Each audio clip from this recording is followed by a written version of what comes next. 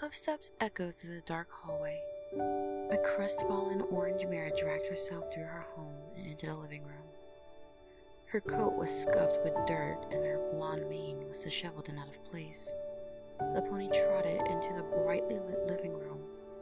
Squinting her eyes from the light, she made out a figure sitting in a rocking chair. As her eyes adjusted to the sudden change, she saw that it was her grandmother sitting, slowly rocking back and forth.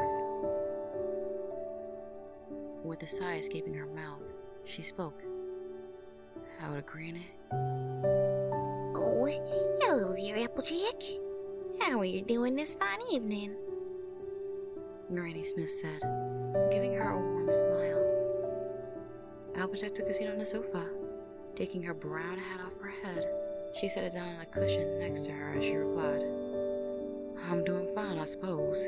A lot of things just going on that seem to be getting under my coat lately." The orange pony's statement caused Granny Smith's ears to perk up. "You had some pestering problems, do you? Well, why don't you tell old Granny Smith about the things that have you more sour than a caterpillar eating a lemon?" "It's an awful long list of problems, Granny. You sure?" Applejack raised an eyebrow, giving her grandparent a worried expression. "Oh, please, Applejack. I've been around the farm quite a few times. There ain't nothing I haven't heard when it comes to having problems." Granny Smith gave a good-hearted chuckle. Giving up and trying to argue, the mare decided to answer. "For starters, I got plenty of ponies expecting me to be more of a pony than I think I can honestly be. While I'm all for helping a pony that might need it, I'm thinking I'm starting to stretch myself thin. I also have Pinky bearing down on me like a hound dog, because she's wanting me to help plan a surprise party in the barn for Big Mac later this month. And to top all it off, you didn't exactly get off on the right hoof this apple bucking season." Finishing her list, Applejack fell back against the couch and sat heavily. Granny Smith took a look at her granddaughter. "It seems you got yourself quite a bit of pressure building up on you. It's the normal part of growing up, dear." "Normal?" Applejack snorted. "If this is normal, then I want to see it when things get simply out of hook for some pony." "Watch that tone, Applejack. Getting frustrated at these kind of things ain't gonna make them go away. I know.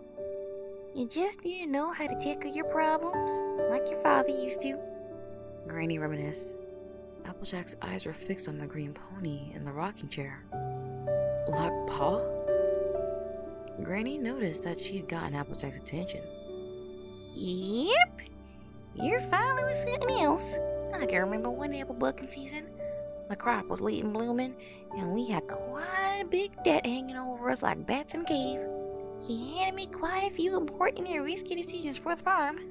I remember one day he had to choose between paying a back loan or feeding his family." "Huh? When was this, Granny?" The orange mare listened intently. "Oh, this was back when you were a little newborn filly." Granny Smith continued, rocking back and forth in her chair. The orange mare looked attentively to her grandmother. "What happened?" The green pony smiled as she continued. "Grandma loved his family too much to have y'all go hungry. The debt piled up more for the farm. Early every morning, he would be out in the fields, working his hardest for the first crop of apples to come in. You and Ida Red, your mother, worked so hard for this farming for you youngins." "I never knew Pa made sacrifices like that for all of us," Applejack mumbled, looking down at her dirty hat on the seat next to her. For a few moments, silence was the only exchange between the two ponies. Finally, the elderly pony spoke up. "Do you remember the day your father and mother disappeared?" "Yeah," Applejack recalled as she closed her eyes. "I remember when he and Ma were outside the barn, fastening their luggage to the cart. Big Mac and I went out to wish them a safe trip. I was crying like a little filly, asking for me to go with him. Pa put his hoof on my head, roughed up my mane, and put his big old brown hat on top of my head. remember what he said to you, Applejack? The orange pony's eyes started to tear up. I remember. He told me I gotta be strong until he came back. But he never did. Granny Smith nodded. That's why I've always worn his hat, because of that. Waiting for him to come back home. Applejack picked her hat up and placed it on her head. She pulled part of it down to have the bill of the hat hide her eyes and the tears that were beginning to roll down her cheek. Pulling herself up from the rocking chair, Granny Smith used her walker to make her way across the living room to the old desk. Applejack, I think it's time for me to give you something. Applejack tilted her head as she wiped the tears from her eyes. What? What are you talking about? Arriving at the wood desk, the green pony pulled open one of the drawers. After a few moments of shuffling, she retrieved a sealed envelope. She began trotting towards her granddaughter. This letter here was written by your father way back when you were just a little filly. I never understood why he wanted to write this, but he wanted you to have it when we all thought you were old enough. A letter from Pa? What's in it? Applejack took the envelope from her Granny Smith. How should I know? He promised all of us to make sure it was for your eyes only. And an apple never breaks a promise. Granny Smith returned to her chair, easing her body into the rocking chair. Carefully, Applejack began to open the sealed letter from the back. The paper easily gave way to her opening from it. The age of the message was apparent. With the envelope open, the orange mare proceeded to take the contents out. She pulled out 2 pieces of parchment that were inside. The aged paper seemed to be in better shape than the envelope that held it. Looking at the first page, Applejack noticed that the top of the paper was not only dated, but also started with the line "Dear Applejack" at the top. It's a letter. The mare took her time to answer. Granny Smith smiled slightly. Typical of your father to do something like that. He was always pretty different than most of the other types of farming ponies we knew. Why don't you give it a read? Applejack looked up from the letter. Huh? Right now? Sure. What does it say? Looking back down at the parchment, Applejack read the letter aloud. Dear Applejack, this is your pa writing. I know this might seem odd that either Ma or Granny Smith gave you this letter, but I wanted to write something special for you. It was only a few days ago, but I wanted you to know exactly how I felt the day you blessed the Apple family.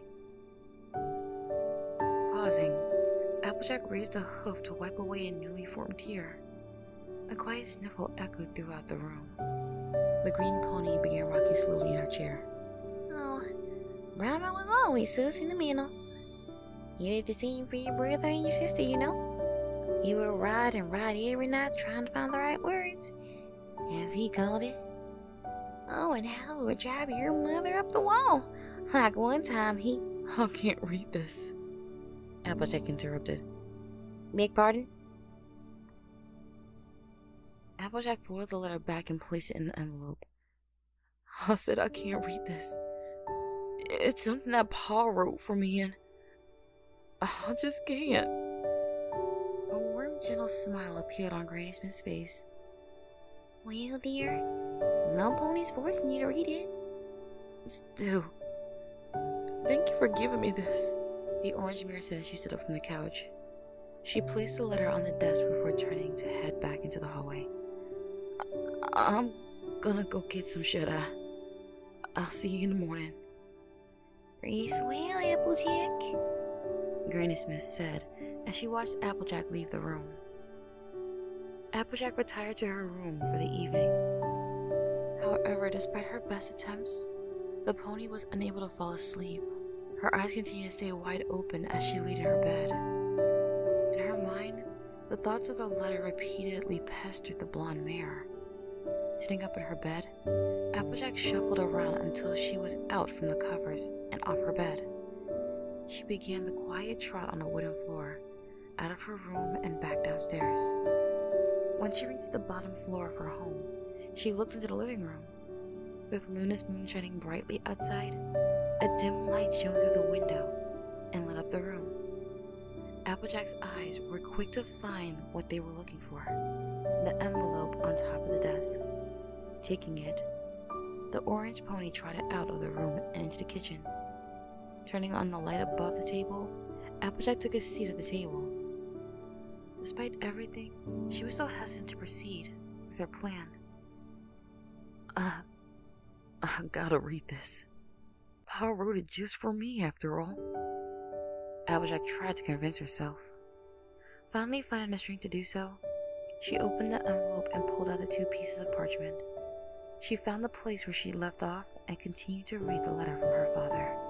I know it might seem weird that your father is writing you a letter to you, especially since you could just talk to me anytime you would like. The reason I want to write this is because I want to tell you about the day of your birth and how much it meant to me. 3 days ago, the entire Apple family was blessed to welcome a new member of our growing family. I dared said that when you were born, you let out a big yawn and went promptly to sleep. No crying whatsoever. You were like a sleeping angel to us, a gift from Celestia herself. As we looked at your sleeping face, your mother and I knew you would become a beautiful mare that we would both love and be proud of. Earlier today, your big brother Macintosh was watching over you while you were taking a nap. He didn't say anything, but I could tell that he already loves you, just like the rest of us. The little red colt is already saying that he'll take care of you and watch out for you when you two go to school. Applejack paused as she reached the end of the first page. She shuffled the pages, bringing the second piece forward so she can continue. When I look at you, I see so much of your mother in you. You have the same shiny blonde mane as her, as well as her emerald green eyes. It's quite obvious that you got your mother's beauty. I dare think that the orange coat that you inherited from me will give you my determination and honesty. I just hope you don't get my bad qualities, such as my bad habit of sleeping in late or being a bad cook. If you do, you know who to blame for that. I want you to know that whatever you plan to do with your life, Applejack, your mother and I will always be proud of you. Whether you follow in the family business, design clothing, become an artist, or whatever, we'll just be happy as long as you are. You should always do something you enjoy, and at the end of the day, you can be proud of how much you spent your time. There is one last piece of advice I would like to give you. My little Applejack, more often than not, everything in your life might seem to be overwhelming. I am speaking from experience when I say that you shouldn't let those things consume you. And such, you need to be strong when it seems if Equestria is against you every step of the way.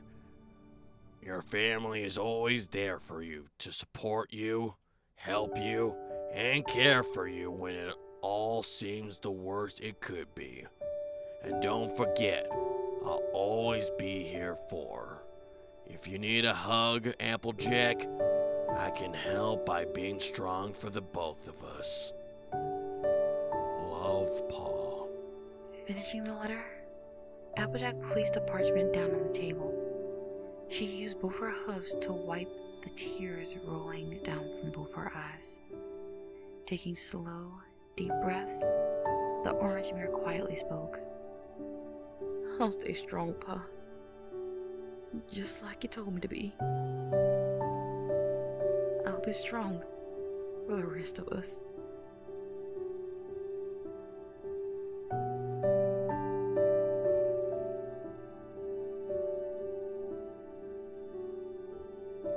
Support me on Patreon and Ko-fi. Links in the description.